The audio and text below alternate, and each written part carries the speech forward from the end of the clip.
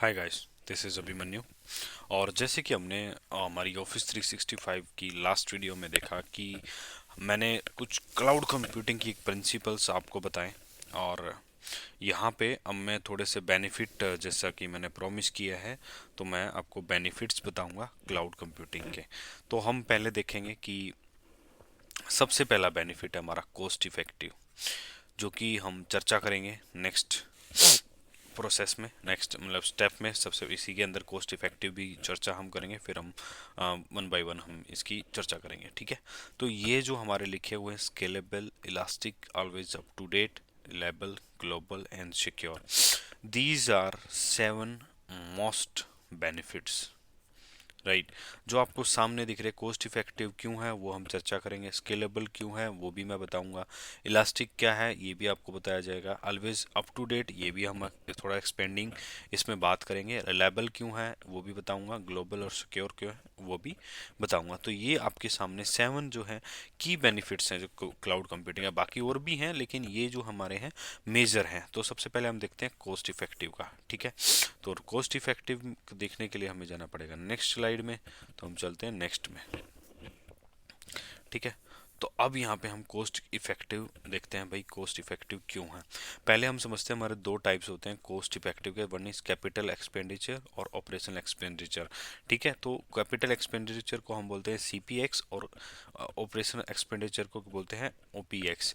अब यहाँ पे आपको बताता हूँ कैपिटल के अंदर क्या होता है कि जहाँ पे आप रिसोर्सेज आप खरीदते हो, जैसे कि आपने जैसे कि फॉर एग्जांपल हम अपनी आईटी में ही बात करते हैं, तो आपको एक सर्वर रूम बनाना पड़ेगा जिसके अंदर आपको स्विचेस लगाने होते हैं, सर्वर्स आपको लगाने होते हैं, फायरवॉल आप खरीदोगे, राउटर आप खरीद रहे हो, जो भी नेटवर्किंग पे आप खर्चा कर रहे हो, फिर उसके बाद जो आपने रिसोर्सेज बिठाए हैं वो सारे आपके कैपिटल्स एक्सपेंडिचर के अंदर आते हैं, जो कि आप एक बार कॉस्ट लगाते हो और उसका एक लिमिट पीरियड होता है 1 ईयर, 2 ईयर और 3 ईयर, ठीक है। उसके बाद वो जीरो हो जाता है। एक होता है ऑपरेशन एक्सपेंडिचर, ऑपरेशन एक्सपेंडिचर के अंदर आता है जो कि आप एक रेंट देते हो, आप किसी भी चीज़ का बेसिकली रेंट ही है, अगर आप किसी चीज़ की सर्विस ले रहे हो उसका आपने एक रेंट पे कर दिया, वो आपका ऑपरेशन एक्सपेंडिचर के अंदर आ जाता है।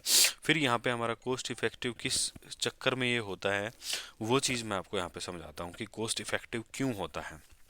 अब सपोज दैट एक स्मॉल बिजनेस है, स्मॉल या मीडियम साइज बिजनेस है, उसके पास इतना कॉस्टिंग नहीं है, राइट। अब उसको एक अच्छी सर्विस, यानी कि ऑफिस फॉर एग्जांपल ऑफिस 365 जैसी एक सर्विस बनाने के लिए उसको एक अच्छा खासा डेटा सेंटर चाहिए, या फिर जो भी चाहिए उसके अंदर एक अच्छे रिसोर्सेज भी उसको चाहिए जो कि वहाँ पे अच्छे से काम कर सके, उसका एक सेटअप कर सके, लेकिन उसके पास पैसे नहीं होते हैं।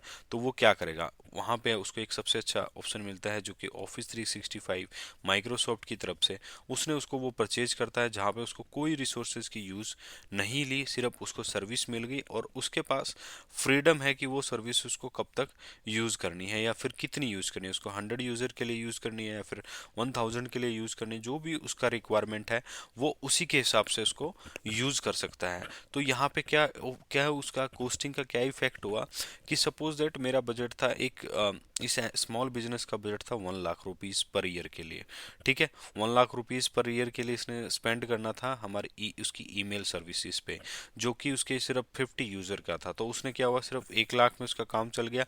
और यहाँ पे 1 लाख में तो उसके पास एक सर्वर भी अवेलेबल नहीं होता, उसका जो फिजिकल सर्वर परचेज करना होता तो वो भी उसका परचेज नहीं होता। और उसके बाद उसके बैकअप के खर्चे अलग, उसके अपडेट के खर्चे अलग, उसके नेटवर्क के खर्चे अलग, उसके सिक्योरिटी के खर्चे अलग, उस पर एंटीवायरस का खर्चा अलग से, उस पर जो रिसोर्सेज बिठाएगा वो रिसोर्सेज उसका अलग से। तो उसकी जो कॉस्टिंग थी वो सारी यहाँ पे, अगर हम 10 लाख भी मानते हैं तो वो उसका एक साल का 10 लाख का खर्चा था, जहाँ पे उसका सिर्फ 1 लाख के अंदर काम चल गया और वहाँ पे उसने कुछ भी उसने यूज़ नहीं किया। और अगर वो 365 डेज के अंदर उसने यूज़ किया और उसको ख़त्म भी कर दिया तो उसका कोई लॉसेस नहीं हुआ।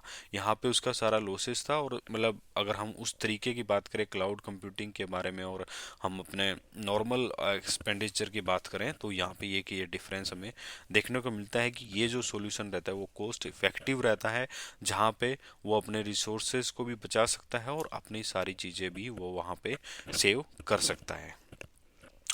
तो इस वीडियो में इतना ही, नेक्स्ट वीडियो में मिलते हैं नए की बेनिफिट के साथ, ताकि ये लंबी वीडियो ना हो, छोटी वीडियो रहे, इसलिए मैं छोटी बना रहा हूँ, ठीक है।